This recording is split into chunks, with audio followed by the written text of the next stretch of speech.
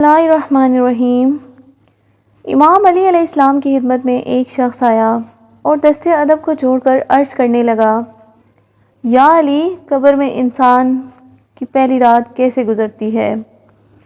یہ کہنا تھا تو امام علی علیہ السلام نے فرمایا کہ میں نے اللہ کے رسول صلی اللہ علیہ وآلہ وسلم سے سنا کہ انسان کی سب سے مشکل رات قبر کی پہلی رات ہوتی ہے، جب دوسرے انسان، اس کے عزیز و اقارب، رشتہ دار، دوست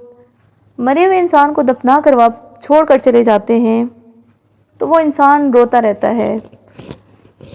ہر ایک رشتہ دار اور دوست کے پاس آتا ہے اور انہیں روکنے کی کوشش کرتا ہے کہ مجھے چھوڑ کر نہ جاؤ، لیکن افسوس اس کی آواز کوئی نہیں سنتا۔ کبھی وہ ساتھ والی قبر میں دیکھتا ہے تو کسی لاش کا پیٹ پھٹا ہوا ہے، تو کبھی کسی قبر کی طرف دیکھتا ہے تو کسی لاش پر کیڑے لپٹے ہوئے ہیں، تو کسی قبر پر اللہ کا عذاب ہوتا ہے اور زاروں کے تار رونے لگتا ہے،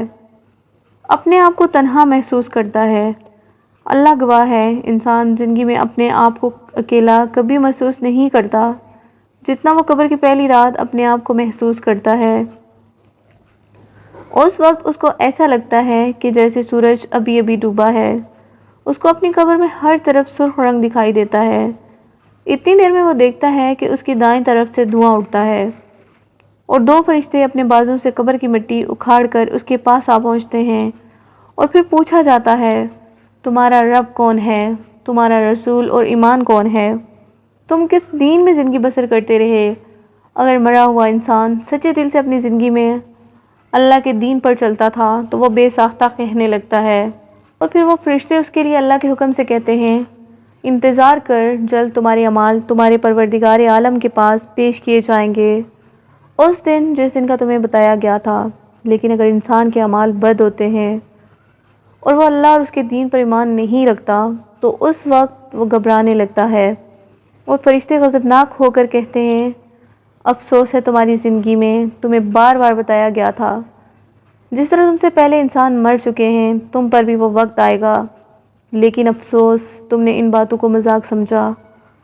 اور یہ کہا جاتا ہے کہ تمہارے اعمال جلد تمہارے پروردگار عالم کی بارگاہ میں پیش کیے جائیں گے۔ اس وقت اللہ انسان کے اعمال کو زبان بخشتا ہے، اور جو انسان کے اعمال ہوتے ہیں اس کو صورت بخشتا ہے۔ اگر انسان کے اعمال نیک ہوتے ہیں تو وہ نیک اعمال ایک خوبصورت شکل میں انسان کی رہنمائی کرتے ہیں، اور اگر انسان کے اعمال بد ہوتے ہیں تو ایک بدصورت شکل میں اسی انسان پر لعنت کرتے ہیں۔ ابھی وہ فرشتے جاتے ہی ہیں تو دروازہ تدبیر کھلتا ہے۔ پھر اس شخص نے پوچھا، یا علی، دروازہ تدبیر کیا ہے؟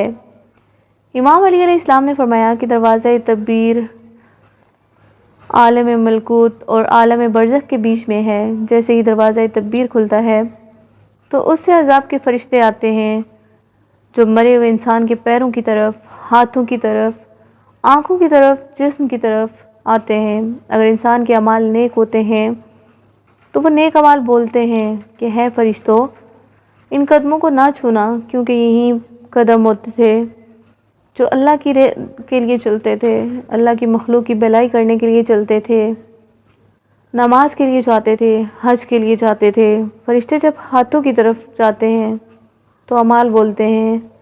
ہے فرشتوں، ہاتھوں کی طرف نہ بڑھنا، یہ وہ ہاتھ ہیں جس سے وہ اللہ کی مخلوق کی مدد کرتا تھا،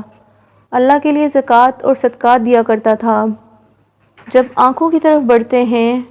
تو اعمال کہتے ہیں، انہی آنکھوں سے اس نے اللہ کے قرآن کو دیکھا، اللہ کے نام کو دیکھا، اور اسی زبان سے اس نے اللہ کا ذکر کیا، اور اسی جسم کو وہ ہمیشہ گناہوں سے روکتا رہا۔ ہے اللہ کے فرشتوں، تم اس پر عذاب ڈالو گے۔ تو وہ فرشتے آسمان کی طرف دیکھتے ہیں اور فرماتے ہیں، ہے اللہ، کیا حکم ہے؟ اس کے لیے آواز یہ آتی ہے کہ ہے فرشتوں، اس کی قبر کو جنت کا باغ بنا دو،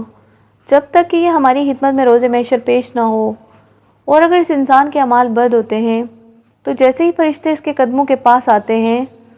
تو اس کے اعمال بد کہتے ہیں، یہی وہ قدم تھے جس سے وہ گناہوں کے لیے جاتا تھا، یہی وہ ہاتھ تھے جس سے وہ انسانوں پر ظلم کیا کرتا تھا، یہی وہ آنکھیں ہیں جس سے وہ نامحرم کو گندی نگاہوں سے دیکھتا تھا، یہی وہ زبان ہے جس سے وہ انسان کے دل دکھایا کرتا تھا۔ اور وہ فرشتے پھر اللہ کی طرف دیکھتے ہیں اور آواز غیب آتی ہے، کہ اس کی قبر کو دوزخ کی ایک خندق بنا دو۔ جس طرح سے اس نے اپنے جسم کے ساتھ میری مخلوق پر ظلم کیا ہے، میری دی گئی نعمتوں کا غلط استعمال کیا ہے، ویسے ہی اس کی تکلیف کا مزہ چکھے، تب تک جب تک اس عذاب کے ساتھ روز محشر وہ میرے پاس نہیں آتا۔ اب جیسے ہی دوزخ کی کھڑکی اس کی طرف کھلتی ہے، اس کی قبر میں آگ لگ جاتی ہے، اس کی قبر سکڑنے لگتی ہے اور آس پاس کی قبروں سے لوگ اسے کہنے لگتے ہیں، ہے بدبخت، تو نے اپنی آنکھوں سے دیکھا تھا کہ تم سے پہلے ہم مر چکے ہیں، ایک دن تو بھی مرنے والا تھا، تجھے تو پھر بھی موقع ملا تھا، تو نے کیوں اچھے اعمال نہ کیے، تو نے کیوں اللہ کی مخلوق کا احساس نہیں کیا۔ اتنی دیر میں وہ کہنے لگتا ہے کہ مجھے پھر سے موقع دیا جائے تاکہ میں اللہ کی عبادت کر سکوں، تو اسے عالم ارواح کا وہ وقت دکھایا جاتا ہے جب وہ پیدائش سے پہلے عالم ارواح میں رہا کرتا تھا۔ اس نے جو جو زمین پر اپنے لیے مانگا تھا وہ سارے انعامات اسے دیے گئے تھے، غربت سے لے کر امیری تک، دکھ سے لے کر تکلیف تک، خوشحالی سے لے کر راحت تک، وہ ساری چیزیں عالم ارواح میں اسے پہلے ہی دکھائی گئی تھی۔ پھر اس کے ساتھ کیا ہو رہا ہے وہ سب اسے دکھایا جاتا ہے، اور پھر وہ رونے لگتا ہے کہ افسوس ہے میں نے اپنے ساتھ ہی برا کیا، میں اپنی خواہشات کے پیچھے بھاگتا رہا، کاش جیسا ظلم میں نے اپنے اوپر کیا کوئی اور نہ کرے۔ ہے شخص، یاد رکھنا یہ زندگی ایک نیند ہے اور موت نیند سے بیدار ہونے کا ایک نام ہے، نیند سے بیدار ہونے کا ایک نام۔